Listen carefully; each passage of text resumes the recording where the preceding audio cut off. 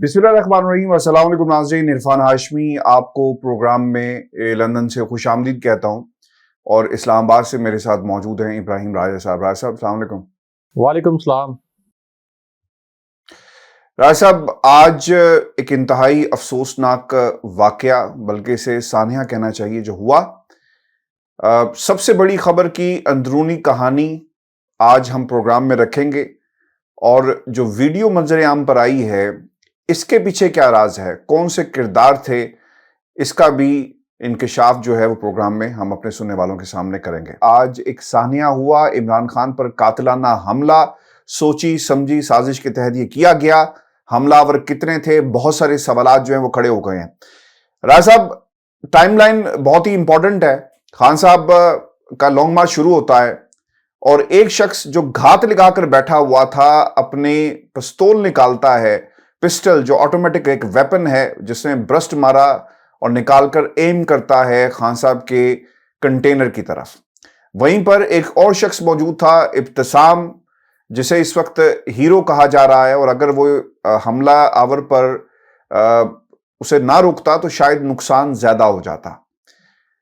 निशाना ले रहा था, रोका, हाथ उसको नीचे किया और हमने देखा कि उसका निशाना जो है वो खता हो जाता है और फिर उसके पीछे लोग भागते हैं और फिर आखिरकार पुलिस उसे पकड़ने में कामयाब हो जाती है। कंटेनर के ऊपर खान साहब मौजूद थे और जो विजुअल्स हमारे सामने आए, इब्तदाई तौर पर लोगों ने रोना शुरू कर दिया ज़ारो कतार, क्योंकि मालूम ये नहीं हो रहा था कि क्या हुआ क्या है और खान साहब को कहाँ गोली लगी है। जब पता चलता है कि खान साहब खैरियत से हैं तो वो कंटेनर से नीचे उतरे, वहां पर उन्हें इब्तदाई तिब्बी इमदाद दी गई, गाड़ी में शिफ्ट किया गया और फिर हमने ये देखा कि जब ये ब्रस्ट चलता है और हमलावर जिसने हमला किया, उसके बाद राय साहब मजीद फायर भी हुए हैं।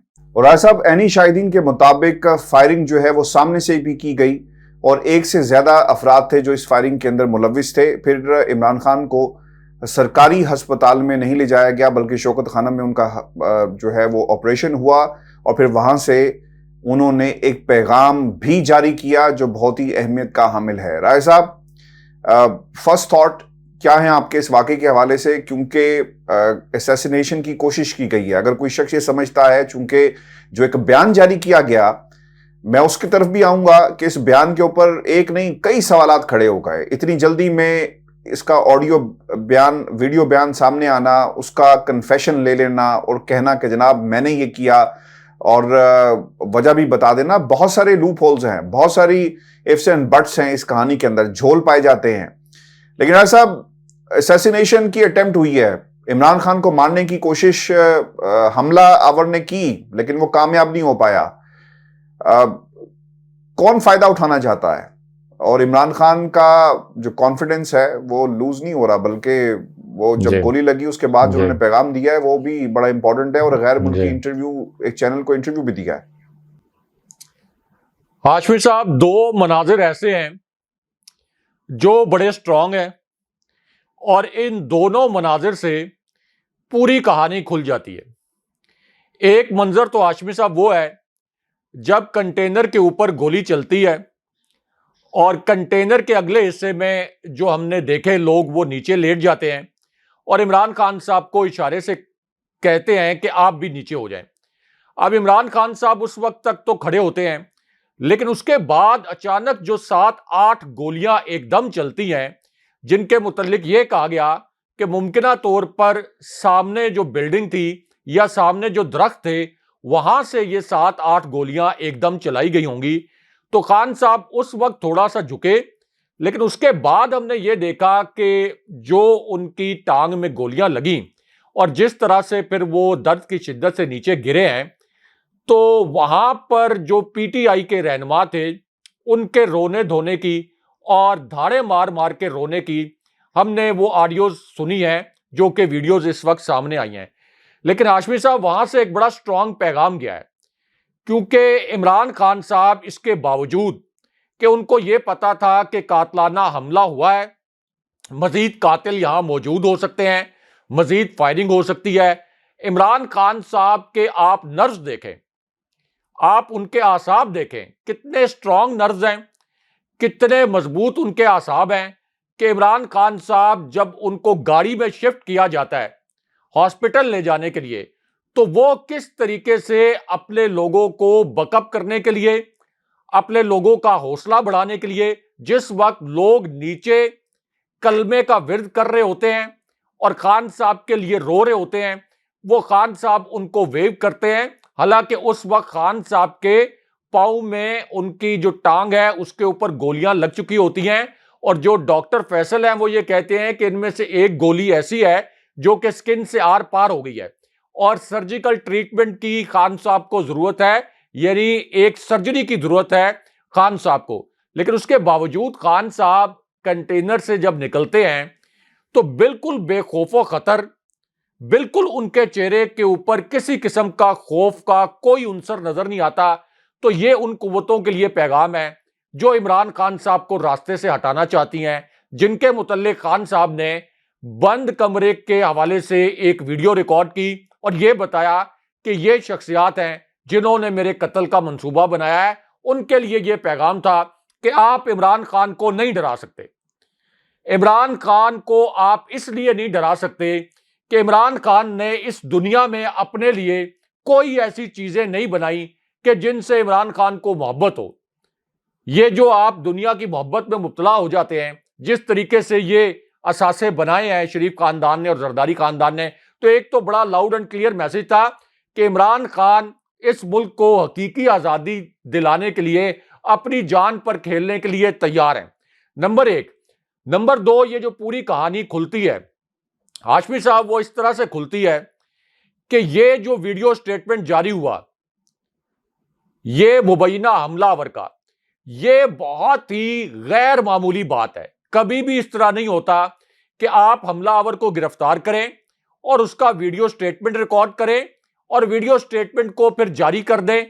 یعنی آپ نے اس قوم کو کیا بے وقوف سمجھ رکھا ہے، بھیڑ بکریاں سمجھ رکھا ہے، اور سٹیٹمنٹ بھی کس قسم کا جاری کریں۔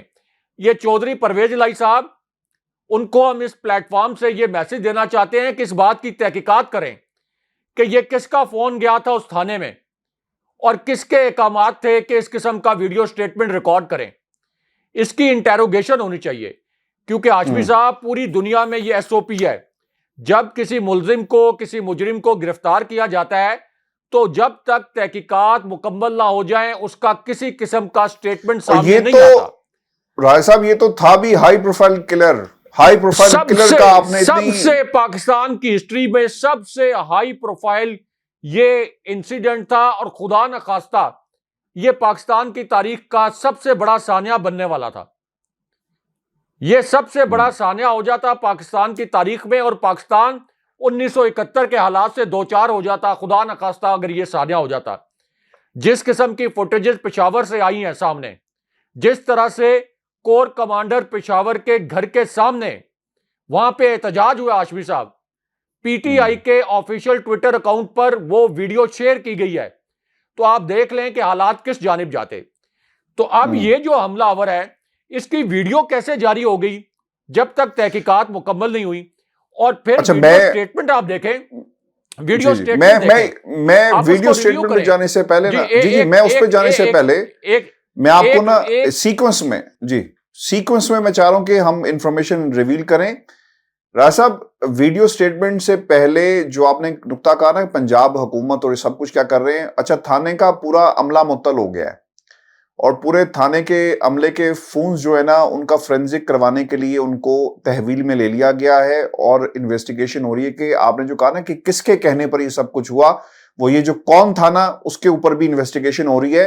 Now coming to back to your point, جو آپ کہہ رہے ہیں کہ بیانات بدل رہے ہیں۔ جی دیکھیں، یہ جو سٹیٹمنٹ ہے اس کو آپ ریویو کریں، یہ سٹیٹمنٹ اور پھر رانا ثناء اللہ کی پریس کانفرنس، اگر آپ ان کو ملا کر دیکھیں اور پڑھیں تو آپ کو پتا چل جاتا ہے کہ یہ کہیں نہ کہیں جو یہ قاتل تھا یا جو حملہ آور تھا اس کا کنیکشن کہیں نہ کہیں موجود ہے، کیونکہ اس کا جو سٹیٹمنٹ جاری کیا گیا بڑا پریسائز، بڑا ناپ تول کر اس کے اندر یہ ایک بہانہ بنایا گیا کہ جی میرے پیچھے کوئی نہیں تھا، میری ایک موٹر سائیکل تھی، میں نے اچانک فیصلہ کیا کہ عمران خان صاحب پر حملہ کرنا ہے، اور یہ حملہ کرنے کا فیصلہ میں نے اس لیے کیا کہ اذان کا وقت تھا اور عمران خان صاحب کی گاڑی پر ڈیک بج رہا تھا اور میوزک جھوٹا بج رہا دعویٰ، تھا.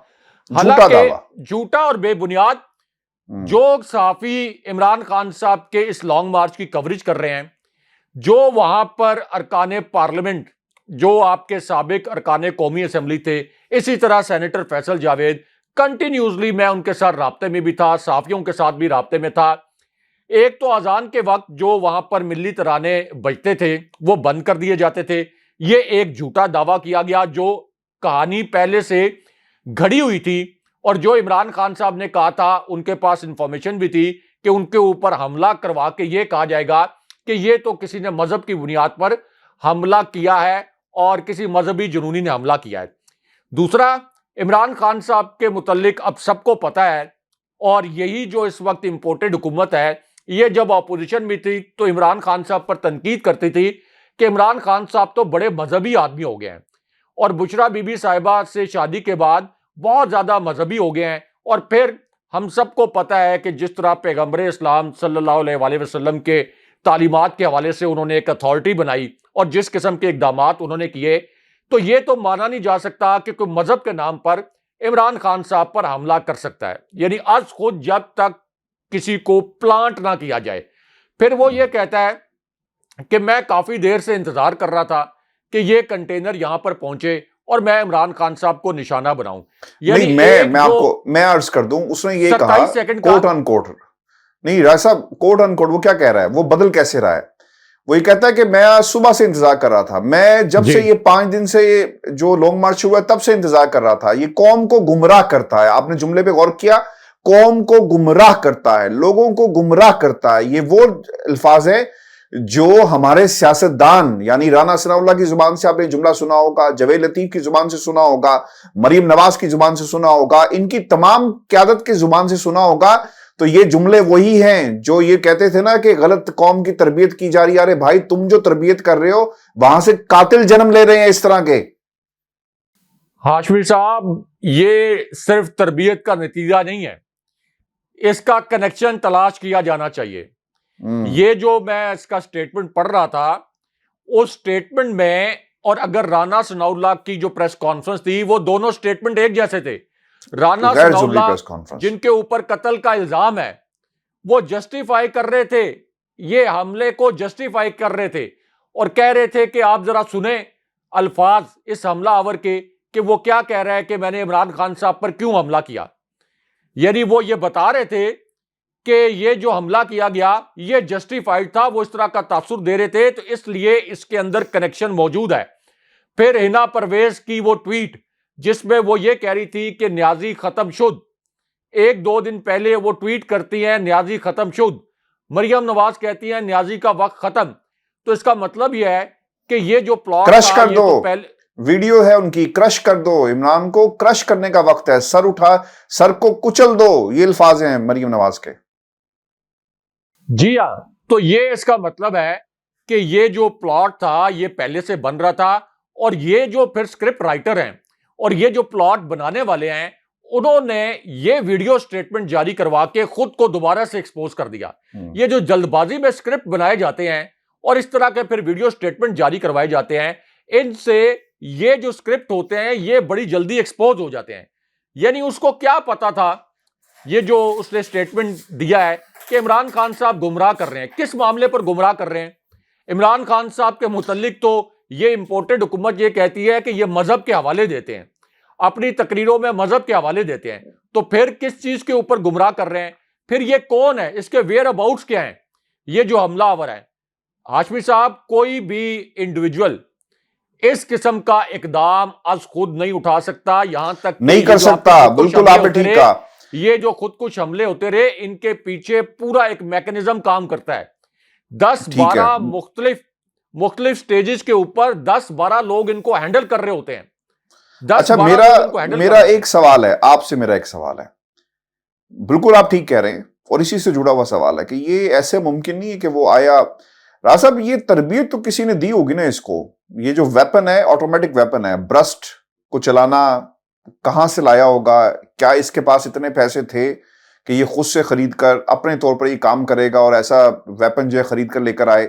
پھر وہاں سے 2 میگزین ملے ہیں. اس کے ماموں کی دکان پہ موٹر سائیکل کھڑی ہے, یہ چوری کے الزام میں پہلے بھی اندر جا چکا ہے, اس کے خاندان کے تمام لوگوں کو حراست میں لے لیا گیا ہے.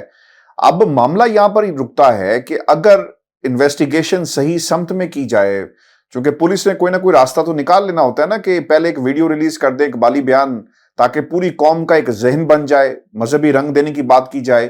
اور مجھے کوئی بعید نہیں ہے, کل کو یہ بھی کہا جا سکتا ہے کہ جناب اس کا ذہنی توازن درست نہیں تھا اور اس لیے اس نے اٹیک کرنے کی کوشش کی. یعنی مختلف تھیوریز وہ کام کر سکتی ہیں اس کو حقیقت بنانے کے لیے. اب رائے صاحب, یہ جو سب سے بڑا سوال یہ ہے کہ کیا اس طرف بھی کوئی انویسٹیگیشن کی جائے گی کہ یہ کن کے ساتھ بیٹھتا ہے, کن کے ساتھ اٹھتا ہے, جو زخم آئے ہیں ان 15 زخمیوں کو, ان کو کس ویپن سے آئے, گولیوں کے خول, پھر جو زخم کی نوعیت کیا ہے, چونکہ یہ بنیادی سوال ہیں. ابھی کسی نے کوئی انویسٹیگیشن کی بھی نہیں, اور پاکستان کے میڈیا پر یہ اقبالی بیان کو چلا کر ایسا کیس جو ہے اس پہ فل سٹاپ لگا دیا گیا کہ جناب ایک جنونی تھا مذہبی جو آیا اور عمران خان کی باتیں اسے پسند نہیں تھی اور اس نے جو ہے وہ حملہ کر دیا. 48 گھنٹے ہاشمی صاحب, 48 گھنٹے کے اندر یہ پتا چل سکتا ہے کہ اس حملہ آور کے ماسٹر مائنڈ کون تھے. آپ نے صرف یہ کرنا ہے کہ اس کے جو دوست یار ہیں, اس کے جو عزیز و اقارب ہیں, اگر آپ میرٹ کے اوپر تحقیقات کرنا چاہتے ہیں, اگر آپ کچھ چھپانا نہیں چاہتے, تو آپ ان سے یہ پوچھ لیں کہ اس کی پچھلے ایک ہفتے کی ایکٹیویٹیز کیا تھیں. پھر آپ ان سے یہ پوچھ لیں کہ اس کا رجحان کیا تھا, کیا اس کا کوئی مذہبی رجحان تھا, کیا یہ کسی مدرسے میں پڑھتا تھا, اس کا سیاسی رجحان کیا تھا, کیا یہ عمران خان صاحب کا اتنا مخالف تھا کہ عمران خان صاحب کے خلاف یہ اس قسم کا اقدام کرنے کے لیے سوچے. اور اگر یہ عمران خان صاحب کا اتنا مخالف تھا تو عمران خان صاحب نے تو ضمنی انتخابات میں ایک نہیں, دو نہیں, 20 جلسے کیے, اس کے علاوہ 20 کارنر میٹنگز کی, جو وکلاء کے کنونشنز ہیں وہاں جا کر خطاب کیا. اور سب کو پتا تھا, ہم بار بار اس طرف توجہ بھی دلاتے تھے کہ خان صاحب کے لیے سیکیورٹی انتظامات کو اچھے نہیں کیے جاتے. خان صاحب ظاہر ہے کہ فیئر لیس ہیں, ایک لیڈر کو فیئر لیس ہونا چاہیے, لیکن ساتھ یہ بھی خیال رکھنا چاہیے کہ یہ 22 کروڑ لوگوں کی آخری امید خان صاحب ہے, آخری امید ہے اس ملک میں. عمران خان صاحب آخری امید ہے ہاشمی صاحب 22 کروڑ لوگوں کی. اور خدا نہ خواستہ یہ امید کا دیا اگر کوئی بجھانے میں کامیاب ہو گیا تو یہ یاد رکھیں, ہماری قوم بھی, آپ بھی, اور ہم سب کو یاد رکھنا چاہیے کہ اس کے بعد یہ ہماری نسل در نسل یہاں پر غلامی میں رہے گی, غلامی کی چکی میں پسے گی, اور وہی جنید صفدر, وہی آصفہ بھٹو, وہی شریف خاندان, وہی زرداری خاندان نسل در نسل ہمارے بچوں کو یہ غلام بنا کر رکھیں گے. تو یہ آخری امید ہے 22 کروڑ عوام کی. انشاءاللہ انہیں کچھ جنہیں جو مارنے آیا تھا obviously اس کا وار جو خالی گیا. رائے صاحب, کچھ جو ہارڈ کور فیکٹس ہیں بڑے امپورٹنٹ ہیں ڈسکس کرنے. مثال کے طور پر کہا یہ جا رہا ہے کہ حملہ آور 3 تھے. آپ نے جو ویڈیوز دیکھی ہیں, آپ کی کیا اسیسمنٹ ہے؟ کیونکہ جو خان صاحب کا کنٹینر ہے نا, اس کے چھت کے اوپر ایک لوہے کی شیلڈ ہے جس پر سب لوگ کھڑے ہوتے ہیں, اور بالکل ایج کے اوپر وہاں سے بلٹ جو ہے وہ آر پار ہوئی ہے جب خان صاحب کو لگی ہے. نیوز ویک کے ایک صاحب ہیں ایڈیٹر ان چیف, انہوں نے ٹویٹ بھی کیا اور وہ یہ کہتے ہیں کہ میرے ڈرائیور نے دیکھا کہ سامنے ایک شخص عمارت پہ کھڑا تھا جس نے برسٹ فائر کیا ہے. تو اب یہ 2 شہادتیں ہوگی. اور پھر یہ بھی کہا جا رہا ہے کوئی فیصل بٹ نامی شخص ہے, اشتہاری ہے, جس کی نشاندہی ہو گئی ہے, اور سیالکوٹ کے اندر چھاپے بھی مارے جا رہے ہیں اس کو گرفتار کرنے کے حوالے سے. تو اب یہ 3 چیزیں ہیں بڑی امپورٹنٹ. آپ نے جو ویڈیوز دیکھی, آپ کی کیا اسیسمنٹ ہے کہ فائر ہائٹ سے کیا گیا, نیچے سے کیا گیا, یہ ڈائیورژن تھی؟ کیونکہ آپ کو اور ہمیں سب کو یہ یاد رکھنا چاہیے, بے نظیر بھٹو کو جب شہید کیا گیا پنڈی کے اندر تو پہلے دھماکہ ہوتا ہے, ڈائیورژن کریٹ ہوئی, اور اس کے بعد فائر ہوا تھا. اور پھر لوگوں کو معلوم تھا, جو لوگ مارنے آئے تھے اس وقت, جو بات باقاعدہ کورٹ بھی ہوئی کہ ایک نہیں مختلف لوگوں کو بھیجا گیا تھا. تو یہاں پر بھی وہی طریقہ کار اپنایا گیا ہے, وہی طریقہ کار ہے واردات کا, قاتلانہ حملے کا عمران خان کے اوپر. ہاشمی صاحب, یہ تو سوال ہی نہیں پیدا ہوتا کہ حملہ آور ایک ہو. براہ راست فائرنگ کرنے والے جو حملہ آور ہیں ان کے متعلق آپ یہ کہہ سکتے ہیں کہ تحقیقات کا انتظار کرنا چاہیے کہ 2 تھے یا 3 تھے، لیکن یہ جو منصوبہ ساز تھے یہ ایک نہیں تھے، اور اس جگہ پر بھی موجود یہ نہیں ہو سکتا کہ یہ جو حملہ آور ہے یہ اکیلا ہو. کوئی بھی انڈیویجول اتنا بڑا ایکٹ اکیلے نہیں کر سکتا، اس کے لیے ایک کور اپ موجود ہوتا ہے، پھر اس کے 1-2 ساتھی ایسے موجود ہوتے ہیں کہ اگر کوئی ایک فائر مس ہو جائے، جیسے بی بی شہید کے اوپر فائرنگ کی گئی تھی، ایک دھماکہ کیا گیا تھا اور دھماکے کے بعد فائرنگ کی گئی تھی، تو یہ پورا ایک نیٹ ورک ہوتا ہے. یہ نیٹ ورک وہاں پہ سراؤنڈنگ میں موجود ہوگا. ایک تو سراؤنڈنگ میں جو بھی سی سی ٹی وی فوٹیجز ہیں ان فوٹیجز کو دیکھا جانا چاہیے. دوسرا، ہاشمی صاحب جیو فینسنگ، رائے صاحب جیو فینسنگ ہونی جیو چاہیے، فینسنگ بھی ہونی چاہیے، لیکن ہاشمی صاحب جیو فینسنگ تو ہونی چاہیے، لیکن اس کا جو نتیجہ ہے، اس کی جو انویسٹیگیشن ہے وہ اس طرح سے نہیں ہونی چاہیے کہ وہ نتیجہ رانا ثناء اللہ کی مرضی کے مطابق آئے یا کسی اور کی مرضی کے مطابق آئے. وہ اسی طرح اس کا رزلٹ آنا چاہیے جو کہ جیو فینسنگ سے جو ماہرین اخذ کریں، تحقیقات کار جو اخذ کریں، وہی پلیٹلیس والا نہیں ہونا چاہیے نتیجہ عوام کے سامنے لانا چاہیے. مطلب اس سے پہلے آپ دیکھ لیں کہ بی بی کے متعلق کیا ہمارے پاس کوئی سرٹن آج تک پتا چلا ہے کہ بی بی کو کس نے شہید کیا تھا؟ نہیں. یا اس سے پہلے لیاقت علی خان صاحب کو کس نے شہید کیا تھا؟ یا جو آپ کے سابق صدر تھے جنرل ضیاء الحق، ان کا طیارہ کیسے پھٹا تھا؟ ارشد شریف کا نہیں پتا چلے گا، ارشد شریف صاحب کو کیسے شہید کیا گیا؟ تو ہاشمی صاحب اس کے اندر اب چونکہ یہ کلیم کیا گیا ہے کہ یہ ایک اکیلا حملہ آور تھا، تو اس کے ذریعے اگر میرٹ پر تحقیقات ہوں، اور یہ اس لیے ضروری ہے ہاشمی صاحب کہ پاکستان کے اندر بہت سے حلقوں نے اداروں کی جانب انگلیاں اٹھائی ہیں. پی ٹی آئی نے اپنے آفیشیل ٹویٹر اکاؤنٹ پر جو کور کمانڈر پشاور کا گھر ہے وہاں جو احتجاج ہو رہا ہے اس کی ویڈیو شیئر کی ہے، اور یہ کہا ہے کہ اسٹیبلشمنٹ کے جن افراد کی جانب عمران خان صاحب نے اشارہ کیا تھا اعظم سواتی کے کیس میں، اور جن کے متعلق وہ یہ کہتے تھے کہ یہ پی ٹی آئی کے لوگوں کو نقصان پہنچا رہے ہیں، ان کو نہ ہٹایا جائے تو پھر اس قسم کے احتجاج ہوتے ہیں. یہ پی ٹی آئی کے آفیشیل ٹویٹر اکاؤنٹ سے یہ ٹویٹ کیا گیا ہے. تو اس کا مطلب یہ ہے کہ اب اس بات سے بچنے کے لیے کہ اداروں کی طرف انگلیاں نہ اٹھیں، اس سے بچنے کے لیے اس کی بڑی اگریسو قسم کی انویسٹیگیشن ہونی چاہیے، اور اس کے اندر اس قسم کی انویسٹیگیشن ہونی چاہیے جس سے تحریک انصاف مطمئن ہو. وکٹم کون ہے یہاں پہ؟ عمران خان ہے، تحریک انصاف ہے. تو ان نہیں سر، اس وقت پوری قوم رائے صاحب وکٹم بن گئی ہے عمران خان پہ حملہ کر کے. جی تو عمران خان صاحب کی سیٹسفیکشن کے مطابق اس کی تحقیقات ہونی چاہیے، اور ہونا تو یہ چاہیے تھا کہ جب عمران خان صاحب نے نام لیا، رانا ثناء اللہ کا نام لیا، شہباز شریف کا نام لیا، اسی طرح ایک میجر جنرل کا نام لیا، تو ہونا تو یہ چاہیے تھا کہ جب تک اس کی تحقیقات مکمل نہیں ہوتی یہ اپنے عہدے چھوڑ دیتے. کیونکہ خان صاحب نے تو نام لیا، تو آپ کو پتا ہے کہ پاکستان کے سب سے پاپولر لیڈر ہیں، آپ کبھی بھی نہیں چاہیں گے کہ اس قسم کا منفی سینٹیمنٹ پاکستان کے اندر پیدا ہو اداروں کے لیے. تو اس کا پہلا سٹیپ یہی تھا، جیسے army chief general Qamar Javed Bajwa نے بلاول بھٹو کی شکایت پر کراچی میں کچھ لوگوں کے تبادلے کیے تھے، کچھ آفیسرز کے، دروازے توڑنے پر یہاں پر تو گولیاں چل گئی ہیں. اب آئی ڈونٹ نو کیا ہوگا، لیکن رائے صاحب میں آپ کی بات کاٹ رہا ہوں، اور آپ نے کہا نا کہ انویسٹیگیشن ہونی چاہیے. سر انویسٹیگیشن بھی ہو گئی ہے، ابتدائی رپورٹ آ گئی ہے ایز وی اسپیک. ابتدائی رپورٹ کے مطابق جو لانگ مارچ کے دوران چیئرمین پی ٹی آئی کے کنٹینر پر فائرنگ سے ایک شخص جاں بحق، جبکہ عمران خان اور فیصل جاوید سمیت 13 افراد زخمی ہو گئے. اب رائے صاحب یہ سنتے جائیں اور پتہ چل جائے گا کہ یہ ہوا کیا ہے. پولیس اور سیکیورٹی اداروں نے واقعے کی ابتدائی تحقیقات مکمل کر لی. پولیس کا کہنا ہے کہ جائے وقوع سے 11 گولیوں کے خول ملے ہیں، 9 خول پستول کی گولیوں اور 2 بڑے اسلحے کی گولیوں کے خول ہیں. پولیس کے مطابق پستول کی گولیاں نیچے سے اوپر کنٹینرز کی طرف چلائی گئی، جبکہ بڑے اسلحے والی گولیاں کنٹینر سے نیچے کی طرف چلائی گئی.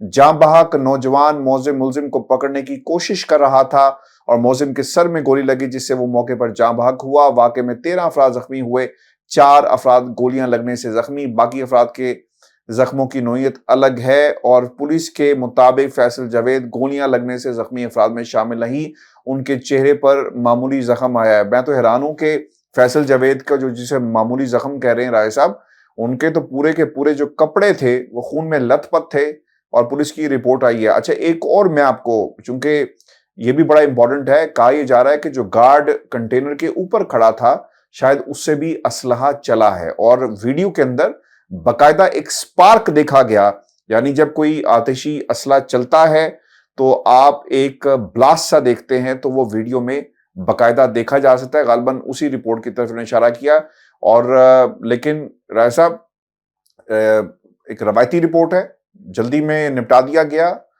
یا ابھی بھی بہت سارے سوالات کا جواب جو ہے وہ آئے گا؟ کیونکہ کم از کم میں تو سر اسے بائی نہیں کروں گا اس رپورٹ کو۔ وہ کون تھا جو کنٹینر کے سامنے بلڈنگ پہ کھڑا تھا؟ اینی شاہدین، ان کو کیوں پولیس بلا کر انویسٹیگیشن نہیں کر رہی؟ جنہوں نے ٹویٹر پہ کہا کہ ہم نے اس شخص کو دیکھا، ڈی جے کا بیان آ گیا کہ میں نے اس شخص کو سامنے کھڑے ہوئے دیکھا اور جس نے برسٹ جو ہے وہ چلایا، تو کیوں ڈی جے سے نہیں پوچھا جا رہا؟ نیوز ویک کے چیف ایڈیٹر ان چیف سے نہیں پوچھا جا رہا؟ ڈرائیور سے نہیں پوچھا جا رہا؟ باقی لوگوں سے نہیں پوچھا جا رہا جنہوں نے یہ کہا کہ سامنے ایک شخص کھڑا تھا؟ خاکے تیار کروائے جا سکتے ہیں، سی آر او برانچ میں فیسلٹیز موجود ہیں۔ ہاشمی صاحب سوالات تو بہت زیادہ ہیں، کوئی ایک سوال نہیں ہے۔ نمبر ایک، یہ جو ایک نوجوان دکھایا گیا، اس کو سب سے پہلے کہاں سے پکڑا گیا؟ اس کو پکڑنے والا کون سا پولیس اہلکار تھا؟ اس کے بعد جن پولیس اہلکاروں نے اور جن متعلقہ افسران کو رپورٹ کیا گیا کہ اس کو ہم نے گرفتار کر لیا ہے، ان کی پوری جو فون ہسٹری ہے، فون کال کی ہسٹری، وہ چیک کی جانی چاہیے کہ ان کو کسی جگہ سے کوئی واٹس ایپ پیغام، کسی جگہ سے کوئی کال تو نہیں آئی کہ آپ اس کا ویڈیو سٹیٹمنٹ جاری کریں۔ اس بات کا سب سے پہلا جو سوال ہے اس کا جواب ملنا چاہیے کہ ویڈیو سٹیٹمنٹ کیسے جاری ہوا، کس کی اجازت سے جاری ہوا؟ کیا انٹیریئر منسٹری کی اجازت سے جاری ہوا، آئی جی پنجاب کی اجازت سے جاری ہوا، یا پھر کہیں اور سے آرڈر آیا اور یہ ویڈیو سٹیٹمنٹ جاری کیا گیا؟ پہلا اگر آپ اس بات کی تحقیق کر لیں تو پہلا آپ کا کلو جو ہے وہ قاتلوں تک پہنچے گا کہ اس کے جو ماسٹر مائنڈ ہے وہ کون تھے۔ دوسرا، وہاں پر جو اینی شاہدین ہے، پوری دنیا میں جب پولیس تحقیقات کرتی ہے تو اینی شاہدین کے جو سٹیٹمنٹس ہیں ان کی بہت زیادہ اہمیت ہوتی ہے، خاص طور پر جس طرح سے آپ بتا رہے ہیں ایک صحافی کے متعلق، جب وہ یہ سٹیٹمنٹ دے رہا ہے تو پھر تو فوری طور پر یہ جو آپ کی تحقیقات ہیں اس کا دائرہ آپ کو وسیع کرنا چاہیے، فوری طور پر وسیع کرنا چاہیے۔ تیسرا، جس بلڈنگ کی بات کی گئی اس بلڈنگ میں ہو سکتا ہے کوئی کیمرے موجود ہوں، اگر اس کے کیمرے موجود نہیں ہیں، کوئی سی سی ٹی وی کیمرے نہیں لگے ہوئے، تو اس کا جو مالک ہے اس کو آپ پکڑیں۔ اس کے مالک کو پکڑنے کا مطلب یہ نہیں ہے کہ راتوں رات اس کے مالک کو یا اس کے والدین کو یا اس کی بہنوں بھائیوں کو اٹھا لیں، اس سے آپ انویسٹیگیشن کریں کہ یہاں پر کون لوگ موجود تھے، کس ٹائم پہ کون آیا تھا اور کس نے ان کو یہاں پر آنے کی اجازت دی تھی۔ پھر ہاشمی صاحب، چونکہ عمران خان صاحب کے کنٹینر پر بہت سے لوگ موبائل سے فوٹیجز بنا رہے ہوتے ہیں، ان فوٹیجز کو بھی دیکھا جا سکتا ہے، اور جن گولیوں کی بات کی گئی کہ ہیوی ویپن بھی یوز ہوئے، ان میں سے ایک فوٹیج میں تو یہ بھی دیکھا جا سکتا ہے کہ جب نیچے کچھ پولیس اہلکار ہیں یا پنجاب پولیس کے اہلکار ہیں یا کچھ سیکیورٹی گارڈز ہیں، جب یہ فائرنگ ہوئی تو اس وقت ان کے ہاتھوں میں گنز دیکھی جا سکتی ہیں، جو کہ آپ یہ کہہ لیں کہ ایک حفاظتی حصار بنانے کی کوشش کر رہے تھے، اور ان کی باڈی لینگویج سے یہ پتا چل رہا تھا کہ فائرنگ کے بعد وہ حملہ آور کی تلاش کر رہے ہیں اور دیکھ رہے ہیں۔ اچھا، پھر ان کا جو رخ ہے، یعنی جس طرف وہ دیکھ رہے ہیں وہ بھی اسی بلڈنگ کی جانب دیکھ رہے ہیں، اسی مقام کی جانب دیکھ رہے ہیں، اور ان درختوں کی جانب دیکھ رہے ہیں، کیونکہ ان کا بھی پہلا امپریشن یہ تھا کہ فائرنگ شاید یہاں سے ہوئی ہے۔ تو اس لیے اس پورے معاملے کو تھارولی انویسٹیگیٹ کرنا چاہیے، اور یہ بہت ضروری ہے کہ خود آئی ایس آئی سامنے آئے، ملٹری انٹیلیجنس سامنے آئے۔ آئی ایس پی آر کی جانب سے ایک مذمتی بیان تو آ گیا، لیکن یہ مذمتی بیان کافی نہیں ہے ہاشمی صاحب، یہ سانحہ بہت بڑی آگ لگائے گا، یہ بہت بڑی آگ لگائے گا۔ اگر کوئی یہ سمجھتا ہے کہ 8-10 دن کے بعد یہ معاملہ ٹھپ ہو جائے گا تو ایسا نہیں ہوگا۔ ابھی تک تو عمران خان صاحب نے ذمہ داری کا مظاہرہ کیا ہے، اور میں آپ کو یہ بتاؤں کہ میں چونکہ اسلام آباد میں رہتا ہوں اور میں اس وقت جب یہ عمران خان صاحب کے متعلق خبر آئی تو میں ریڈ زون کے اس وقت پاس تھا. ریڈ زون کے قریب میری ایک میٹنگ تھی ایک عمارت میں. ریڈ زون سے ہاشمی صاحب میں جب نکلا تو میں نے دیکھا فیض آباد کا جو مقام ہے، اب یہاں سے 6 کلومیٹر رائٹ سائڈ پہ سرینا ہوٹل سے ہوتے ہوئے آپ کی تمام حساس عمارتیں آ جاتی ہیں. Supreme court, parliament house, prime minister office, جو آپ کا دفتر خارجہ ہے، غیر ملکی سفارت خانے، اور 5 کلومیٹر اگر آپ لیفٹ پہ جائیں تو اسی طرح جی ایچ کیو اور فوج کی جو تمام حساس عمارتیں ہیں وہ آپ کی فیض آباد سے لیفٹ سائڈ پہ 5-6 کلومیٹر کے فاصلے پر واقع ہیں.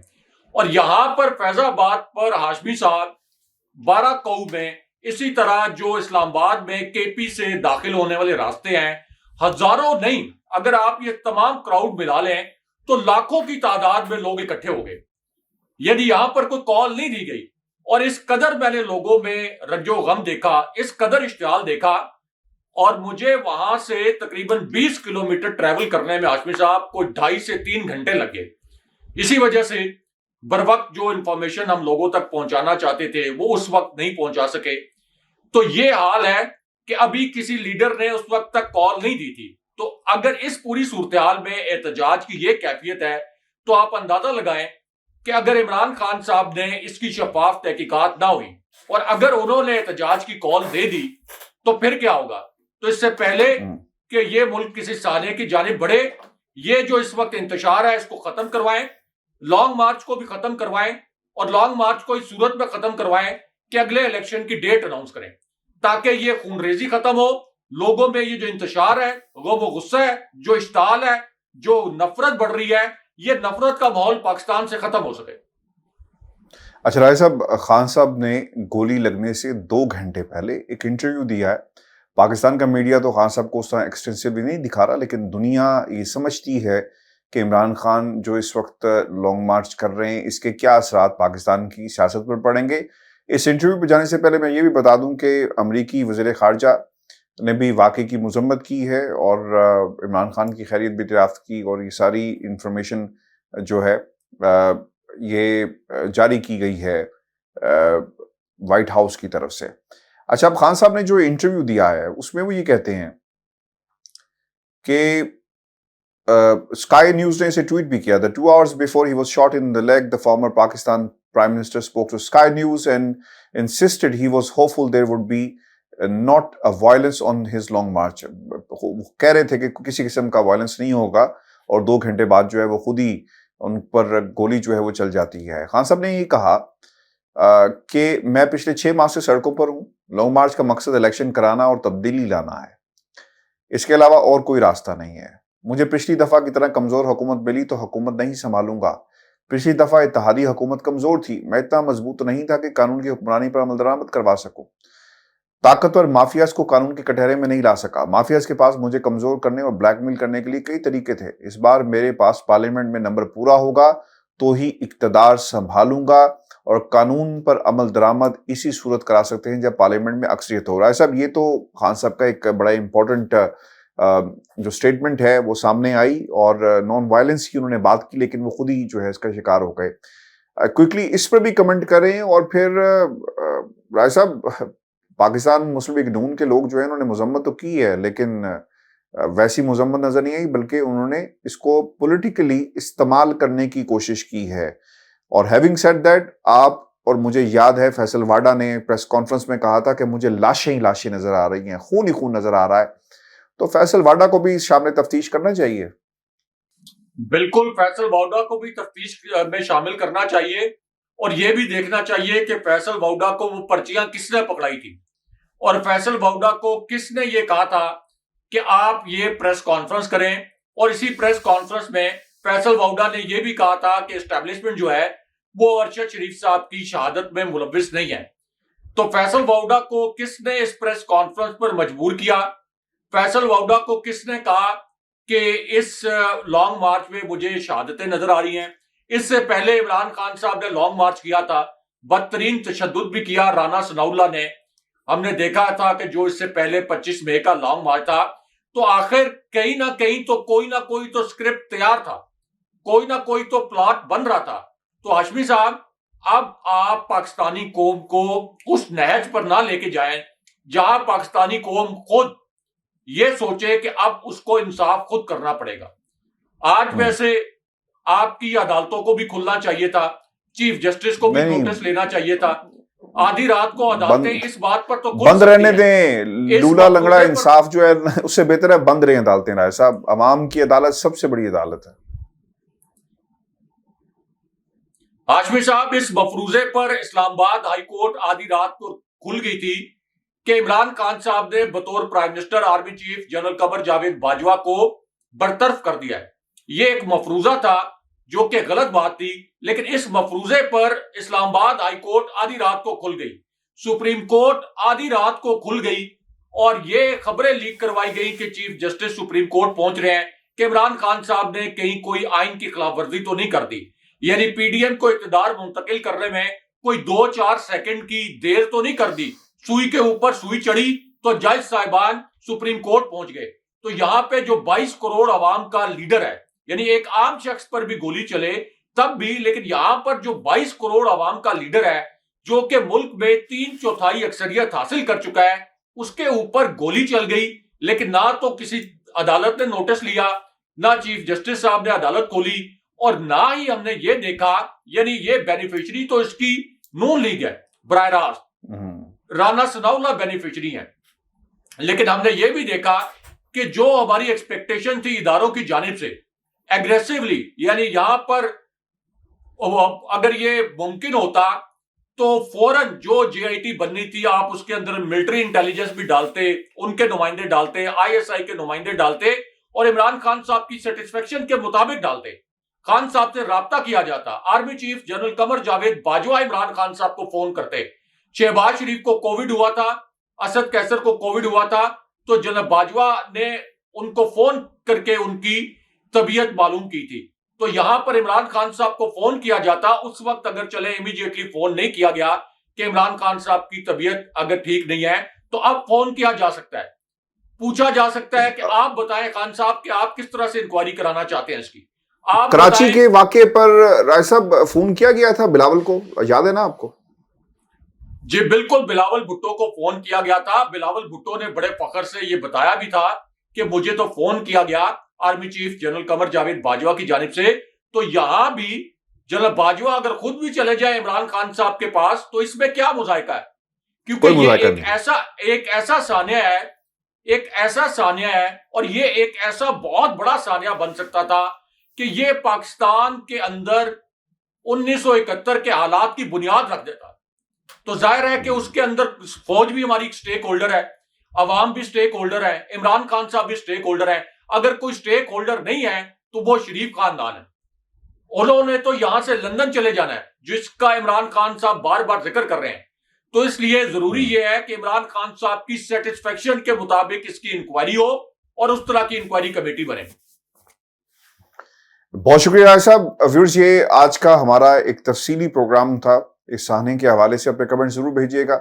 چینل کو سبسکرائب کرنا مت بھولیے گا. مجھے اور ابراہیم راجہ کو اجازت دیجیے. اللہ نگہبان. اللہ نگہبان.